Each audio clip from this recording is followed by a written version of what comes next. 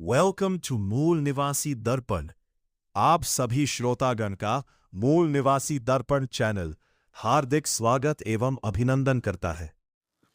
जय भीम नमो बुधाय दोस्तों।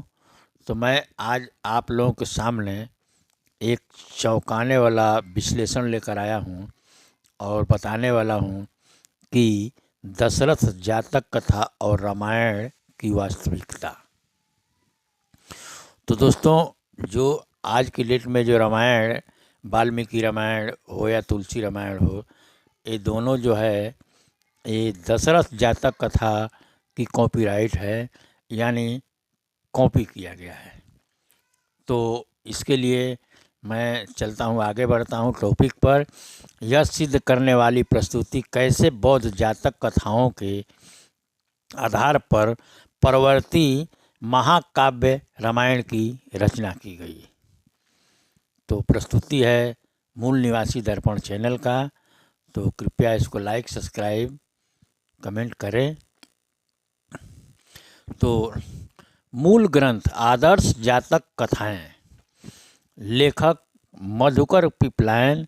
यह पुस्तक प्राचीन बौद्ध पाली साहित्य में संकलित दशरथ जातक कथा संख्या 461 पर का प्रमाणिक प्रस्तुतिकरण है। दशरथ जातक इस बात का अकाट्य ऐतिहासिक प्रमाण है कि वाल्मीकि रामायण की मूल कथा प्राचीन बौद्ध लोक कथाओं और जातक कथाओं पर आधारित है। वाराणसी के महाराजा दशरथ।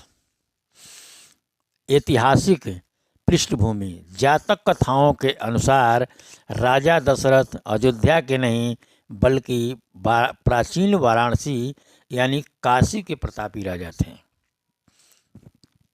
विशाल परिवार। मूल जातक कथा के अनुसार महाराजा दशरथ के कुल 16,000 रानियां थी। तो दोस्तों, यहाँ पर ये जातक कथा है और कथा में और इतिहास में बहुत फर्क होता है। तो देखिए, आगे बढ़ते हैं। तो प्रथम पटरानी, उनकी मुख्य पटरानी ने 2 पुत्रों और 1 पुत्री को जन्म दिया, जिनके नाम बौद्ध परंपरा में अद्वितीय है।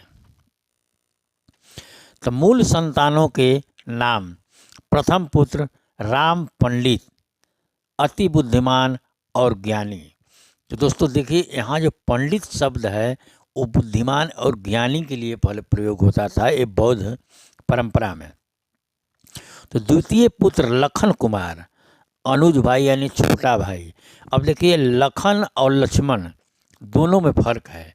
लक्ष्मण जो है वो 7वीं सदी के बाद जो KSH6 से बनता है, वह 7वीं सदी के बाद वो लिपि माने देवनागरी लिपि से आया है और लखन शब्द पाली भाषा से है। तो इससे प्राचीनता सिद्ध होती है कि ये लखन कुमार असली नाम था। और पुत्री सीता देवी, मतलब ये भाई बहन थे। ये राम पंडित, लखन कुमार और सीता देवी, ये तीनों भाई बहन थे। बड़ी पटरानी ने 2 पुत्र और 1 पुत्री को जन्म दिया। पहले पुत्र का नाम राम पंडित, दूसरे पुत्र का नाम लखन कुमार तथा पुत्री का नाम सीता देवी रखा गया। इन नामों की संरचना सीधे तौर पर यह दर्शाती है कि बाद के महाकाव्यों में इन्हें पौराणिक रंग ढंग दिया गया। अब इस नाम से आप पता लगा सकते हैं कि कैसे इसका संस्कृतिकरण किया गया। दूसरी पटरानी और भरत कुमार। पटरानी के देहांत। जो प्रथम पटरानी थी, प्रथम पटरानी के मृत्यु के पश्चात अमात्यों ने राजा के लिए दूसरी पटरानी का चयन किया। भरत कुमार का जन्म। दूसरी रानी ने 1 पुत्र को जन्म दिया जिसका नाम भरत कुमार रखा गया। राजा का वरदान। राजा दशरथ ने पुत्र स्नेह में आकर रानी से कहा, वह जो चाहे वह मांग सकती है। मतलब जब दूसरी पटरानी को जब पहला पुत्र हुआ तो राजा ने खुशी में बोला कि आप कुछ भी मांग सकती हैं जो मांगना है। रानी की महत्वाकांक्षा, देव तुमने मेरे पुत्र को वर दिया था, अब मैं मांगती हूँ मेरे पुत्र को राज दे दो। रानी ने राजा द्वारा दिए गए वचन का अनुपालन करते हुए अपने पुत्र भरत कुमार के लिए राज सिंहासन की मांग की। यह प्रसंग रामायण की कैकेयी कथा के मूल बीज को प्रस्तुत करता है, किंतु यहाँ पात्र और संदर्भ पूर्णतः भिन्न भिन्न है। यहाँ किसी कैकेयी कौशल्या किसी का नाम खोला नहीं गया है, लेकिन यहाँ पर वाल्मीकि रामायण में कैकेयी के नाम से इसको बदनाम किया गया है। राजा दशरथ का क्रोध और आशंका। कठोर प्रतिक्रिया। राजा को रानी की यह मांग अस्वीकार थी, माने स्वीकार नहीं था। उन्होंने गुस्से में रानी को डांटा और धिक्कारा। गुस्सा में धिक्कारा कि आप गलत काम कर रही है, ऐसा नहीं हो सकता। जब भी राजा बनेगा तो बड़े लड़का बनेगा। अब इसमें बताते हैं आगे। पुत्रों की रक्षा। राजा जानते थे कि राम पंडित और लखन कुमार गुण संपन्न है और रानी षड्यंत्र कर सकती है। मित्रद्रोही स्वभाव। राजा मन ही मन सोचने लगे कि स्त्रियां ऐसी परिस्थितियों में पुत्र मोह बस घात कर सकती है। षड्यंत्र की आशंका। स्त्रियां मित्रद्रोही होती है, कहीं झूठ राजाज्ञा या झूठी राजमोहर के द्वारा मेरे दोनों पुत्रों को मरवा न दे। तो राजा दशरथ चिंतित हुए और कहीं रानी झूठी राजाज्ञा या नकली राजमोहर बनवाकर उनके दोनों ज्येष्ठ पुत्रों को गुप्त रूप से मरवा न दे। इसी गहरी आशंका के चलते राजा ने अपने दोनों बेटों की जान बचाने के लिए एक अत्यंत साहसिक निर्णय लिया। पुत्रों को गुप्त रूप से वन भेजना। गुप्त बुलावा। राजा ने राम पंडित और लखन कुमार को चुपचाप अपने कक्ष में बुलाया। जीवन का खतरा। उन्होंने स्पष्ट कहा कि यहाँ महल में तुम्हारे प्राणों को गंभीर खतरा है। उत्तराधिकार का निर्देश। जंगल में रहकर समय बिताओ और मेरी मृत्यु के पश्चात लौटकर अपने वंश का राज संभालो। राज ज्योतिषी से आयु की गणना। राजा दशरथ ने अपनी दीर्घायु जानने के लिए राज ज्योतिषी से परामर्श किया। ज्योतिषी ने गणना करके बताया कि राजा की आयु अब मात्र 12 वर्ष शेष बची है। तदनुसार राजा ने राम पंडित से कहा कि ठीक 12 वर्ष पश्चात वापस आकर अपना छत्र राज्याधिकार ग्रहण करना। अपने जो राम पंडित को बोले कि तात अब से 12 वर्ष बाद आके तुम छत्र धारण करना और इसके पहले आप कहीं जंगल में जाके अपना समय बिता लो। अब सीता देवी का दृढ़ संकल्प। निर्णय। जब भाइयों के ने वन में जाने की तैयारी की तो सीता देवी ने भी साथ चलने की जिद की। अब देखिए दोस्तों, यहाँ सीता देवी बहन है, राम लखन की बहन है, और देखिए वहाँ सीता देवी पत्नी बना दी गई है। तो ये देखिए कितना एक गौपोड़ियों का इतिहास रामायण में और ये जातक कथा में कितनी सच्चाई है, आप देख लीजिए। सम्मान। उन्होंने पिता को प्रणाम किया और अपने भाइयों के साथ वन जाने का संकल्प व्यक्त की। माने सीता ने अपने भाइयों के साथ वन जाने का संकल्प ले ली कि मैं जाऊंगी। सहयात्री। इस प्रकार राम लखन और सीता तीनों दुखी मन से नगर छोड़कर निकल पड़े। जनता का प्रेम और वापसी। राज्य की जनता भी उनके साथ पीछे पीछे चल दी। राम पंडित ने उन्हें समझाकर वापस लौटाया। वाराणसी की आम जनता राजकुमारों से अगाध प्रेम करती थी। उनके वनगमन की सूचना पर पूरी जनता उनके पीछे हो ली। राम पंडित ने प्रेम पूर्वक सबको समझाया और वापस नगर लौटने का निर्देश दिया। सभी जनता को वापस किए। तो दोस्तों, मैं एक चीज़ बताना चाहता हूँ कि ये जो दशरथ थे, एक कथा के अनुसार भी और एक बौद्ध कथा में जो है वो सामने प्रकट भी होता है कि यहाँ जो वाराणसी में जो रामनगर है, तो हमको जहाँ तक उम्मीद है कि यहाँ ये रामनगर जो है उन्हीं दशरथ पुत्र राम के नाम पर ये रामनगर बसा है। लेकिन पौराणिक कहानियों में बहुत से गपोड़ लीला बताया गया कि यहाँ राम या के रामनगर बनवाए थे, तो ये सब और ये पुरातात्विक प्रमाण है कि वो बौद्ध संरचना भी है। तो दोस्तों, अब देखिए यहाँ पर क्या है कि पौराणिक रामायण में वो जो है जाते हैं पंचवटी इधर दक्षिण तरफ वनवास में, और देखिए इसमें कहाँ लिखा है, तो हिमालय में निवास और आश्रम निवास निर्माण। गंतव्य, तीनों जने चलकर सीधे हिमालय के ऐसे रमणीय क्षेत्र में पहुँचे जहाँ पानी और फल प्रचुर मात्रा में थे।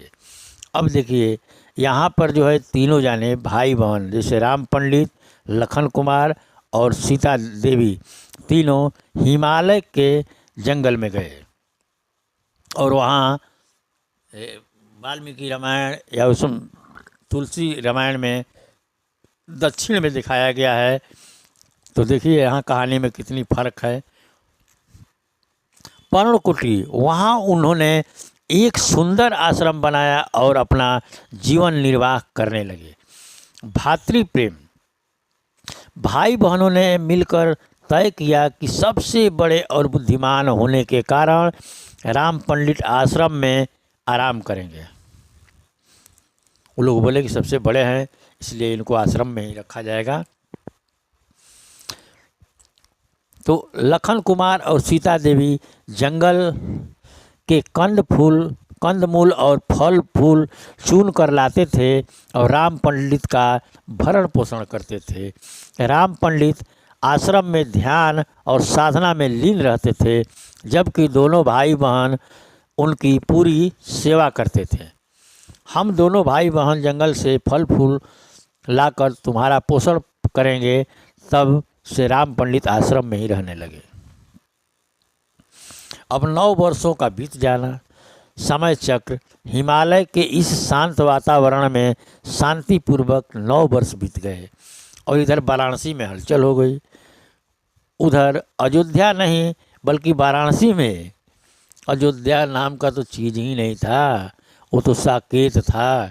अयोध्या का भी हम वर्णन करेंगे कि आप देख लीजिए कि जो खुदाई से मिला है और जो वहाँ के यात्री घूमने आए थे विदेश यात्री, उसमें क्या लिखा है वो भी होगा। अभी जो बात चल रहा है उस पर चल रहा है। उधर अयोध्या नहीं बल्कि वाराणसी में राजा दशरथ की आयु की पूरी हो चुकी थी। राज्यकांक्षा, राजा की मृत्यु के उपरांत रानी ने अपने पुत्र भरत को राजपाट संभालने को कहा। जब राजा दशरथ वाराणसी में उनकी मृत्यु हो गई तो रानी ने, जो पटरानी थी, भरत को राजपाट संभालने के लिए कही। महाराजा दशरथ की मृत्यु। इस प्रकार 9 वर्ष बीत गए। उधर महाराजा दशरथ मर गए। उसके बाद रानी ने अपने पुत्र भरत कुमार से कहा, छत्र धारण कर राज संभालो। ज्योतिषी की भविष्यवाणी सटीक साबित हुई और ठीक 12वें वर्ष या 9 वर्ष बाद वियोग में राजा दशरथ का देहांत हो गया। रानी ने भरत कुमार को राजा बनने के लिए कहा, किंतु अमात्यों ने इसमें भारी विरोध दर्ज किया। दोस्तों, एक चीज़ मैं यहाँ बता दे रहा हूँ कि यहाँ पर एक और कहानी जुड़ी गई है रामायण में कि श्रवण कुमार के माता पिता को दशरथ ने कहीं तीर मार दिया था, उसके श्राप के चलते। तो ये श्राप वरदान जहाँ अवतार रहेगा, ये तीनों फेक गलत इतिहास साबित करता है। और बताएंगे आपको कि श्रवण की कहानी भी इसी जातक कथा में, साम जातक कथा से आता है, लेकिन वो अलग से बताएंगे। तो देखिए कैसे कैसे ये जातक कथाओं के नकल किए हैं लोग। रानी ने भरत कुमार को राजा बनने के लिए कहा, किंतु अमात्यों ने इसमें भारी विरोध दर्ज किया। अमात्यों का हस्तक्षेप, न्याय संगत विरोध। राज्य के अमात्यों और मंत्रियों ने रानी के प्रस्ताव को ठुकरा दिया। असली स्वामी उन्होंने स्पष्ट रूप से कहा कि राज्य के असली स्वामी तो वन में निवास कर रहे हैं। नैतिकता, मंत्रियों के इस कड़े रुख से भरत कुमार ने सिंहासन पर बैठने से इनकार कर दिया। माने भरत कुमार ने सिंहासन पर नहीं बैठा। भरत कुमार का महान निर्णय। भरत कुमार ने विचार किया कि सिंहासन पर उनका कोई अधिकार नहीं है। ज्येष्ठाधिकार माने ज्येष्ठ भाई का ही अधिकार, पुत्र का ही अधिकार बड़े भाई राम पंडित का है। उन्होंने अपनी विशाल चतुरंगिनी सेना तैयार की और राम पंडित को जंगल से वापस लाने के लिए हिमालय के लिए प्रस्थान किया। मैं अपने बड़े भाई राम पंडित को जंगल से लाकर छत्र धारण कराऊंगा, ये भरत बोल रहे हैं, भरत कुमार। आश्रम में आगमन, सैन्य छावनी। भरत कुमार ने अपनी चतुरंगिनी सेना को आश्रम से कुछ दूरी पर शिविर डालकर रोक दिया। शून्य परिस्थिति, संयोगवश उस समय लखन कुमार और सीता देवी कंदमूल लेने जंगल गए हुए थे। शांत ध्यान, राम पंडित अकेले ही कुटी के पास ध्यान मुद्रा में पूर्णतः शांत बैठे हुए थे। अब देख लीजिए, ध्यान मुद्रा जैसे बुद्धिस्ट बैठते हैं उस तरह बैठते हुए थे। पिता की मृत्यु का समाचार। भरत कुमार ने उन्हें प्रणाम किया और पिता की मृत्यु का समाचार कह अमात्यों सहित उनके पैरों पर गिरकर रोने लगा। भरत कुमार ने बड़े भाई राम पंडित को सादर प्रणाम किया और फफकते हुए पिता दशरथ के निधन की दुखद सूचना दी। और अमात्य और मंत्री भी विलाप करते हुए राम पंडित के चरणों में गिर पड़े। राम पंडित की अतीन्द्रिय स्थिरता, अविचल मन। पिता की मृत्यु का ऐसा भीषण समाचार सुनकर भी राम पंडित ने तनिक भी शोक नहीं किया। संयम, न तो वे चिंतित हुए, न रोए, और न ही उनके चेहरे के हाव भाव में कोई विकृति आई। आश्चर्य, उनकी इस शांत प्रतिक्रिया को देखकर भरत कुमार और सभी मंत्री अत्यंत विस्मित हुए। मैंने बड़ा चिंता में पड़ गए कि भाई इनको कोई चीज़ का चिंता नहीं है कि पिताजी मर गए नहीं मरे, ये सब सुनकर भी दुखित नहीं हुए। लखन और सीता का विलाप। ठीक उसी समय लखन कुमार और सीता देवी फल फूल लेकर आश्रम लौटे। पिता के निधन का समाचार सुनते ही वे दोनों गहरे शोक में डूब गए और मूर्छित होकर विलाप करने लगे। उनकी यह स्वाभाविक मानवीय प्रतिक्रिया राम पंडित ने पूर्ण वैराग्य से बिल्कुल विपरीत थी। पिता की मृत्यु का समाचार सुन वे दोनों बेहोश हो गए और होश आने पर विलाप करते रहे।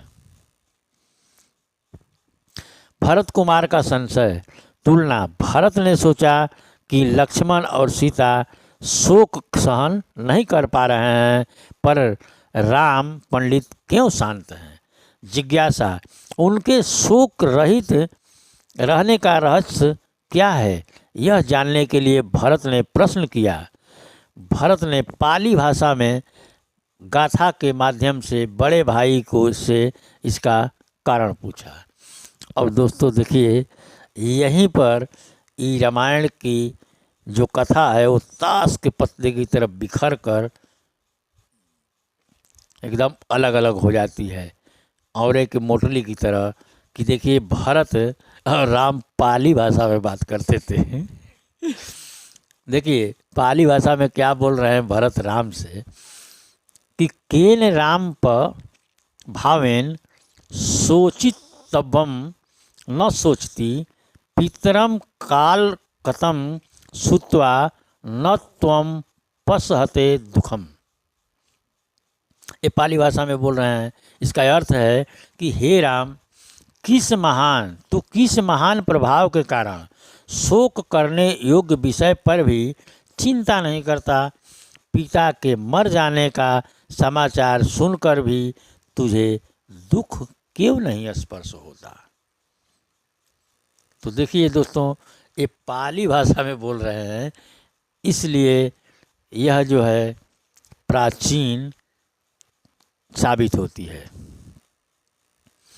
राम पंडित का दार्शनिक उपदेश नश्वरता, युवा, वृद्ध, मूर्ख, पंडित, धनी और दरिद्र सबका अंततः मरण निश्चित है। बता रहे हैं राम पंडित कि युवा हो, चाहे वृद्ध हो, मूर्ख हो, पंडित हो, धनी हो, दरिद्र हो, सबका जो है मरण निश्चित है, यानी सबका परिनिर्वाण जरूरी है।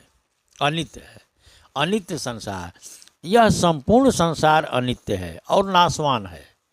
जो वस्तु बदल नहीं सकती उस पर शोक व्यर्थ है। जब हम वस्तु बदल नहीं सकती है उसको शोक किस कारण किया जाए। निरर्थक विलाप करने से मृत व्यक्ति को पुनः जीवित नहीं किया जा सकता। जब जीवित नहीं होगा तो हमको विलाप करने का कोई औचित्य नहीं बनता। ये हमारे राम पंडित जातक कथा से में बता रहे हैं। अब राम पंडित की पाली भाषा मरणशीलता। अब देखिए ये पाली भाषा में जवाब दे रहे हैं। ये तो लेखक अपना हिंदी में अनुवाद किया है, लेकिन पाली भाषा में वो क्या कह रहे हैं, वो पाली भाषा में सवाल किए हैं। देखिए वो पाली भाषा में सवाल किए हैं कौन, भरत, और ये पाली भाषा में जवाब दे रहे हैं कि दहरा च ही वृद्धा च ए बाला ए च पंडिता अड्डा चेव दलिदा च सबे मच्चू परायणा। अर्थ तरुण, वृद्ध, मूर्ख, पंडित, धनी और दरिद्र सभी मरणशील है। प्रकृति के इस शाश्वत नियम को जानकर ज्ञानी जन कभी भी शोक में अपना मानसिक संतुलन नहीं खोते। शोक मुक्ति का संदेश, बुद्धिमानों का मार्ग। मेधावी पुरुष विलाप करके अपने शरीर को कष्ट नहीं देते क्योंकि इससे कुछ हासिल नहीं होता है। धीरज, जो व्यक्ति इस लोक और परलोक की वास्तविकता को समझता है उसे बड़े से बड़ा शोक भी विचलित नहीं कर सकता है। शांति, राम पंडित के इस उपदेश को सुनकर आश्रम में उपस्थित सभी लोग शोक रहित हो गए।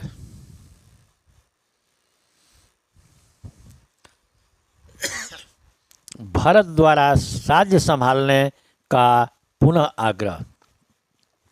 शोक शांत होने के बाद भरत कुमार ने राम पंडित के चरणों में प्रणाम किया और हाथ जोड़कर प्रार्थना की कि वे वाराणसी लौटकर राजपाट संभालें। किंतु राम पंडित ने अपने पिता के वचनों और अनुशासन का हवाला देते हुए तुरंत लौटने से मना कर दिया। तात बोल रहे हैं कि तात लक्ष्मण और सीता को ले जाकर राज्य का अनुशासन करो। राम पंडित बोल रहे हैं। पितृ आज्ञा की प्रतिबद्धता, समय सीमा। पिता ने 12 वर्ष तक वन में रहने का निर्देश दिया है। बता रहे हैं कि पिता ने 12 वर्ष तक दिया है आदेश हमको, और अभी 3 वर्ष शेष है। वचनबद्धता, यदि वे सबसे समय से पहले लौटते हैं तो पिता की आज्ञा का उल्लंघन माना जाता है। और अटूट नियम, अतः राम पंडित ने अपने व्रत को बीच में तोड़ने से स्पष्ट इनकार कर दिया। खड़ाऊं पादुका द्वारा शासन। तो जब तक मैं नहीं आता ये पादुका राज संभालेगी, ये राम पंडित ने कहा। जब भरत ने पूछा कि इतनी लंबी अवधि तक राज्य कौन चलाएगा, तो राम पंडित ने अपनी चरण पादुका यानी खड़ाऊं उन्हें सौंप दी। यह ऐतिहासिक संदर्भ रामायण में भरत कुमार द्वारा राम की पादुकाओं को सिंहासन, रामायण में भरत, यह ऐतिहासिक संदर्भ रामायण में भरत द्वारा राम की पादुकाओं को सिंहासन पर राज रख कर राज चलाने की कथा का मूलाधार है। तो इसी कथा के अनुसार वो खड़ाऊ रख कर वो राज चलाते थे। पादुकाओं का वाराणसी लौटना।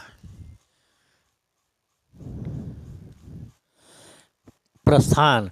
भरत कुमार, लखन कुमार और सीता देवी ने राम पंडित की पादुकाएं लेकर सम्मानपूर्वक वाराणसी की ओर प्रस्थान किया।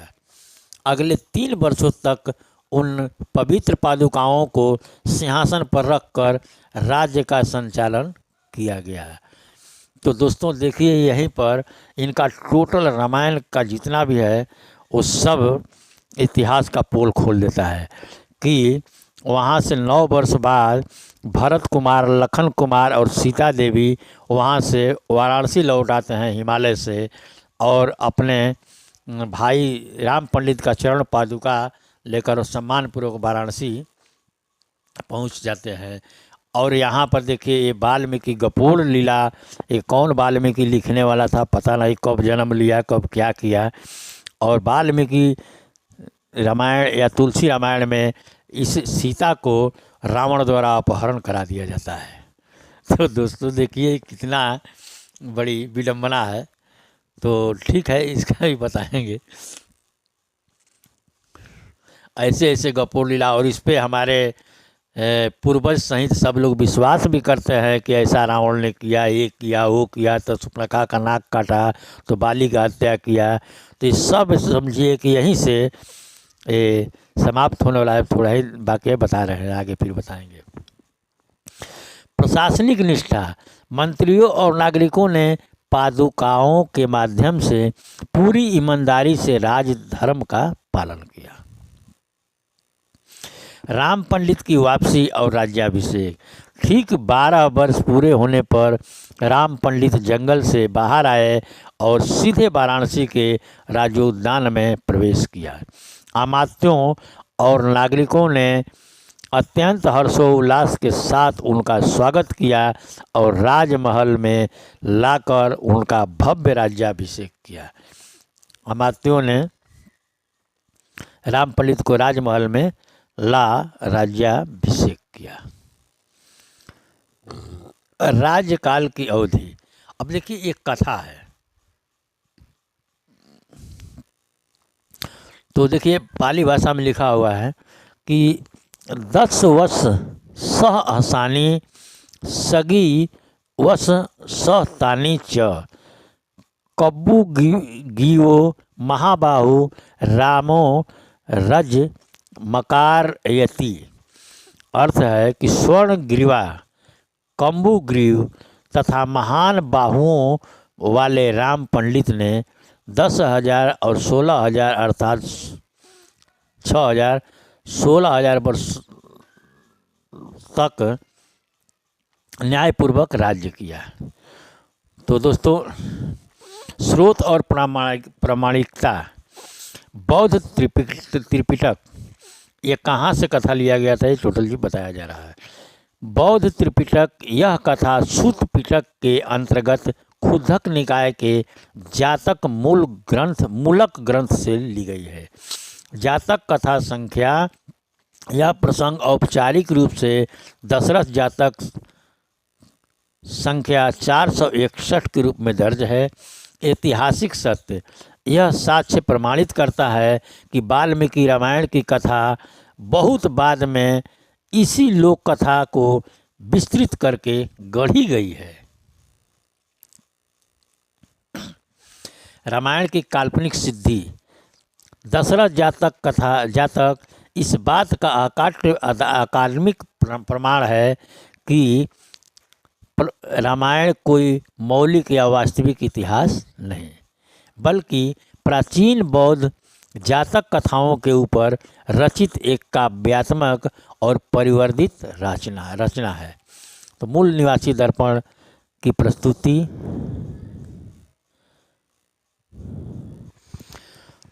तो दोस्तों, हमारे मूल निवासी दर्पण का चैनल का और मूल निवासी दर्पण सदस्यों का दशरथ जातक कथा और संभुक बद्ध प्रसंग मॉडलिंग, तुलनात्मक विश्लेषण और महापुरुषों के विचार, भाग 1, परिचय एवं प्रसंग रूपरेखा। प्राचीन बौद्ध और पौराणिक साहित्यों का तुलनात्मक अध्ययन। जातक कथा संख्या 461, एक दृष्टि।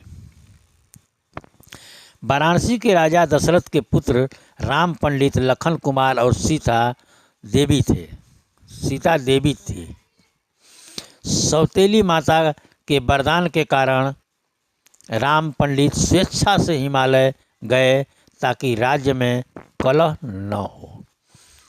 अनिकेतन एवं अनासक्ति। पिता की मृत्यु का समाचार मिलने पर राम पंडित ने विलाप नहीं किया, बल्कि अनित्यता का उपदेश देकर सबको शोक मुक्त किया और पादुकाओं ने 3 वर्ष तक राज्य का संचालन किया। अब देखिए, संभुक बद्ध प्रसंग उत्तरकांड एक दृष्टि में। अकाल मृत्यु की घटना।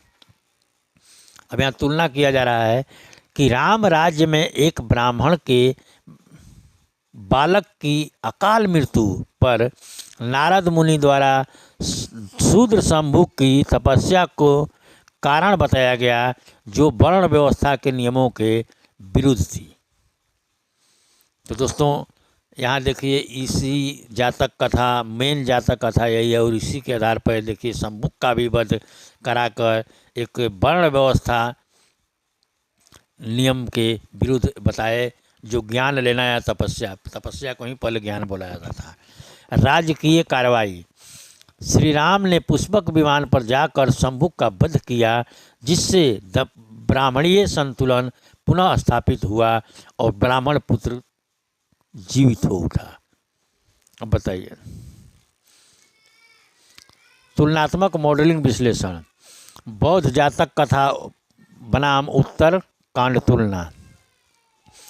आधार बिंदु। जातक कथा बौद्ध परंपरा और उत्तरकांड पौराणिक परंपरा। तो दार्शनिक दृष्टिकोण। कर्म। जातक कथा में कर्म, प्रज्ञा, अनित्यता और समता पर बल दिया गया है, और उत्तरकांड में क्या है, पौराणिक में, कि वर्ण व्यवस्था, कठोर नियम और मर्यादा का ध्यान दिया गया है। राम का स्वरूप धीरज, पंडित, आत्मनियंत्रित दार्शनिक है। मतलब जातक कथा में जो है राम का स्वरूप है वो धीरज है, धीरज रखने वाले हैं। पंडित माने ज्ञानी हैं, और आत्मनियंत्रित, खुद को नियंत्रण करने वाले एक दार्शनिक रूप में किया गया है। और इसमें उत्तरकांड में राम का क्या स्वरूप है, तो धार्मिक व्यवस्था के पालक व दंडनात्मक। किसी के कहने पर, आप अपने पास आत्मज्ञान नहीं है कि मृत्यु तो निश्चित है, चाहे बालक हो, वृद्ध हो, किसी का भी होता है, लेकिन इनके पास ज्ञान नहीं था। दूसरे के कहने पर एक भारत के ही समझिए, भारत के मूल निवासी जिसको शूद्र बनाकर मार दिया गया, यानी शिक्षा से वंचित किया गया। तो सामाजिक संदेश। मानवीय संवेदना व पारिवारिक सद्भाव। जातक कथा में मानवीय संवेदना और पारिवारिक सद्भाव है, और उत्तरकांड में राजकीय विधान व वर्णगत सीमाओं का पालन है। यहाँ वर्णगत व्यवस्था, वर्णाश्रम व्यवस्था का यहाँ पालन किया जा रहा है। कहाँ? तो रामायण में। भाग 3 महात्मा ज्योतिबा राव फूले के विचार। गुलामगिरी और प्राचीन व्यवस्था पर तीखा प्रहार। महात्मा फूले के वैचारिक दृष्टि कि विद्या बिन मति गई, मति बिन नीत गई, नीत बिन बीत गया और बीत बिन शूद्र गए। इतने अनर्थ एक अविद्या ने किए। विद्या एक ऐसी चीज है कि जहाँ ज्ञान नहीं है वहाँ कुछ भी हो सकता है। महात्मा ज्योतिबा राव फूले। समभुक प्रसंग और फूले का विश्लेषण। महात्मा ज्योतिबा फूले ने अपनी रचनाओं में प्राचीन कथाओं का विश्लेषण करते हुए वंचितों पर होने वाले वैचारिक व शारीरिक अत्याचारों को रेखांकित किया। शिक्षा और अधिकार प्राप्ति पर पाबंदी लगाने वाली व्यवस्थाओं को उन्होंने सामाजिक असमानता का मूल कारण बताया। शंभुक वध जैसी कथाएं इतिहास में शोषितों के दमन के रूप में समझी जाती है। बाबा साहब डॉक्टर B.R. अम्बेडकर के विचार। धार्मिक ग्रंथों का आलोचनात्मक मूल्यांकन व सामाजिक न्याय। Doctor B.R. अम्बेडकर का दृष्टिकोण। छीनी गई, बाबा साहब का एक बहुत इम्पोर्टेंट लाइन है, इसको सभी को ध्यान रखना चाहिए कि छीनी गई स्वतंत्रता कभी भी भीख मांगने में नहीं मिलती, उसके लिए संघर्ष करना पड़ता है। बाबा साहब डॉक्टर B.R. अम्बेडकर। प्राचीन व्यवस्था और बौद्धिक स्वतंत्रता। ग्रंथों का तार्किक परीक्षण। बाबा साहब ने रिडल इन हिंदुज़म, हिंदू धर्म की पहेलियाँ में रामायण और उत्तर कांड के कई प्रसंगों की गहरी और तार्किक समीक्षा की है। और मानवाधिकार की अदालत। किसी भी व्यक्ति को उसकी योनि या वर्ण के आधार पर ज्ञान और तपस्या से वंचित करना मानवाधिकार का हनन माना गया है। भाग 5 पेरियार E.V. रामास्वामी के विचार। रामायण की तार्किक समीक्षा और वैचारिक क्रांति। पेरियार का जन संदेश। जो धर्म, एक लाइन इम्पोर्टेंट यहाँ बताया जा रहा है कि जो धर्म मनुष्य को नीच माने और शिक्षा से वंचित रखे वह धर्म नहीं बल्कि गुलामी का षड्यंत्र है। पेरियार E.V. रामास्वामी। समतामूलक समाज का निर्माण, संवैधानिक मूल्य और आधुनिक दृष्टिकोण। भारतीय संविधान और समानता। भारत का संविधान देश के प्रत्येक नागरिक को समानता, स्वतंत्रता और न्याय का अधिकार प्रदान करता है। शिक्षा और प्रगति के द्वार सभी जातियों, वर्गों और लिंगों के लिए समान रूप से खुले हैं। किसी भी प्रकार का भेदभाव संविधान के मूल सिद्धांतों के विरुद्ध है। तो मूल निवासी दर्पण चैनल की प्रतिबद्धता सत्य, इतिहास और तार्किक मंथन का मंच। हमारा संकल्प निष्पक्ष विश्लेषण। इतिहास के हर पन्ने को बिना किसी पूर्वाग्रह के तार्किक कसौटी पर परखना और जनता तक वास्तविक तथ्य पहुंचाना। वैचारिक स्वतंत्रता। समाज में वैचारिक सोच, वैज्ञानिक सोच, भाईचारा और बौद्धिक जागरूकता का प्रसार करना ताकि एक न्याय संगत समाज का निर्माण हो सके। निष्कर्ष एवं भविष्य की दिशा। ज्ञान ही वह शक्ति है जो समाज में सकारात्मक बदलाव ला सकती है और एक न्यायपूर्ण व्यवस्था स्थापित कर सकती है। मूल निवासी दर्पण टीम। तो धन्यवाद। मूल निवासी दर्पण सत्य, इतिहास और विचार मंथन। तो दोस्तों, आपको के सामने मैंने जो वीडियो रखा उसका जो भी विश्लेषण किया उसको आप विचार कीजिए और ये देखिए कि कितना तार्किक है। तो दोस्तों, अगर ये वीडियो पसंद आया है तो कृपया आप इस चैनल को लाइक, सब्सक्राइब और कमेंट ज़रूर करें। तो इस वीडियो में इतना ही, फिर मिलेंगे अगले वीडियो में।